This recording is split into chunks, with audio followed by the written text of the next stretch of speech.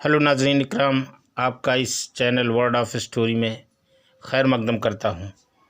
आइए इसमें आपको सुनाता हूँ हज़रत इब्राहीम अलैहिस्सलाम का किस्सा। और इसके पहले वीडियो में मैं बता चुका हूँ कि हज़रत इब्राहीम अलैहिस्सलाम की पैदाइश किस तरह होती है और पैदाइश होने के बाद वो किस तरह नमरूद जो कि उस वक्त का बादशाह था उससे किस तरह बगावत करते हैं।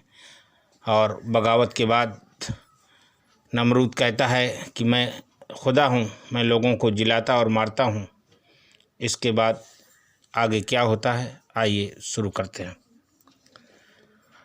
हज़रत इब्राहीम अलैहिस्सलाम ने फरमाया कि मेरा परवरदिगार सूरज को पूरब से निकालता है, अगर तू सच्चा है तो उसे पश्चिम से निकाल दे, तो मैं जानूँ कि तू वाकई खुदा है। इस मांग से नमरूद और उसे खुदा मानने वाले सब खामोश हो गए। इसका जवाब कोई न दे सका। हाँ, जिन्होंने यह मंजर देखा और इन बातों को सुना उनमें से अक्सर इब्राहीम की बातों पर ईमान लाए और मुसलमान हो गए। एक दिन हज़रत इब्राहीम ने आजर से पूछा कि ऐ बाप जान, यह क्या चीज़ें हैं जिनकी तुम बंदगी करते हो और दिन व रात उनके आगे माथा टेकते हो। हाजर ने कहा कि ये हमारे खुदा हैं। हज़रत इब्राहीम अलैहिस्सलाम ने फरमाया कि इनकी कैसी बंदगी करते हो कि इनके न कान हैं न आँखें, न तुमको नफ़ा पहुंचा सकते हैं न नुकसान पहुंचा सकते। हाजर ने इसका कोई जवाब न दिया और इब्राहीम से कहा, देखो इब्राहीम, तुम हमारे खुदाओं से बेजार होगा तो तू सज़ा पाएगा। तुझे पत्थरों से मार मार कर हलाक कर दिया जाएगा। इसके बाद हज़रत इब्राहीम ने अपने दिल में इरादा कर लिया कि इन बुतों का सिर्फ बुत होना हम लोगों को बता कर रहेंगे, ताकि लोगों को मालूम हो कि यह सिर्फ पत्थर हैं, इनके पूजने में न कोई फ़ायदा है और न कोई नुकसान।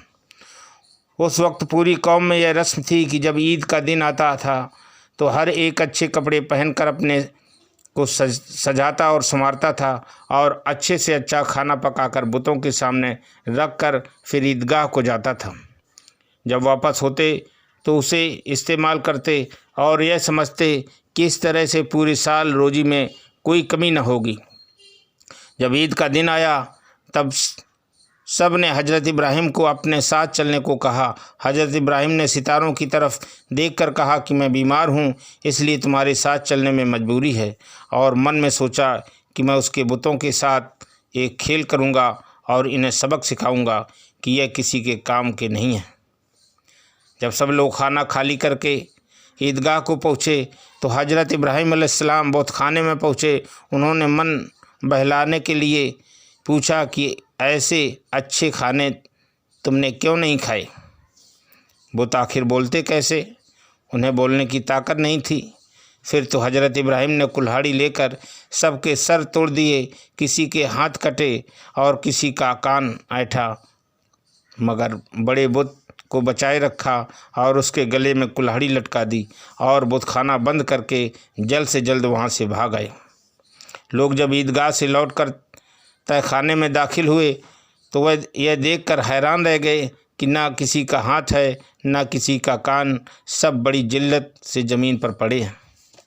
बोले, किस जालिम ने यह तमाशा हमको दिखाया है और हमारे खुदाओं को तोड़कर हमारे दिलों को जलाया है। हज़रत इब्राहीम अलैहिस्सलाम तो हमेशा बुतों पर और पूजने वालों पर मलामत किया करते थे और उनके शिर्क और बेईमानी पर लानत भेजा करते थे। सबके दिल में यही ख्याल हुआ कि हो न हो यह काम इब्राहीम ही का है। सब ने यही सोचा, काश इब्राहीम को कोई मार डालता। फिर क्या था, सब ने मिलकर नमरूद से फरियाद की कि इब्राहीम ने तहखाने का अदब व एहतराम धूल में मिला दिया है। नमरूद को भी बड़ा ताव आया। उसने फ़ौरन इब्राहीम को बुलाने के लिए आदमी भेजा। नमरूद भी और कौम के लोग भी सभी गुस्से में बैठे थे। इब्राहीम अलैहिस्सलाम को आते ही सब एक साथ बोल पड़े, इब्राहीम बता यह हरकत किसने की है।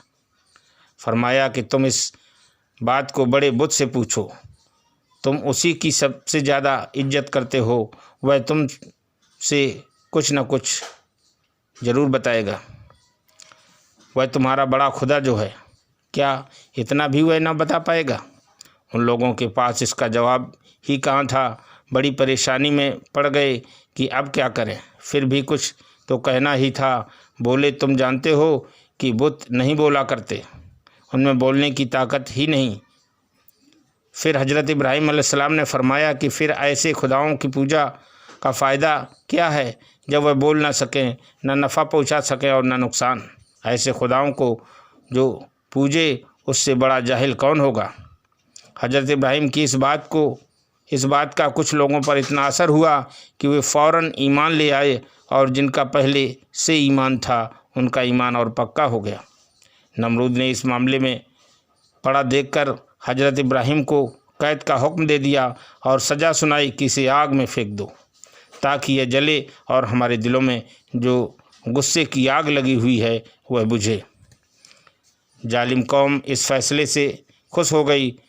پھر کیا تھا، پہاڑ کی تلیٹی میں ایک 800 گز کا مکان بنایا گیا۔ وہاں دیس دیس سے لکڑیاں جمع کر کے لائی گئیں۔ ان لکڑیوں میں آگ لگا دی گئی۔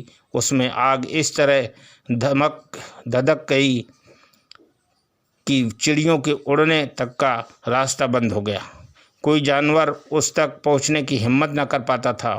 سوال پیدا ہوا کہ حضرت ابراہیم اس میں ڈالے کیسے جائیں؟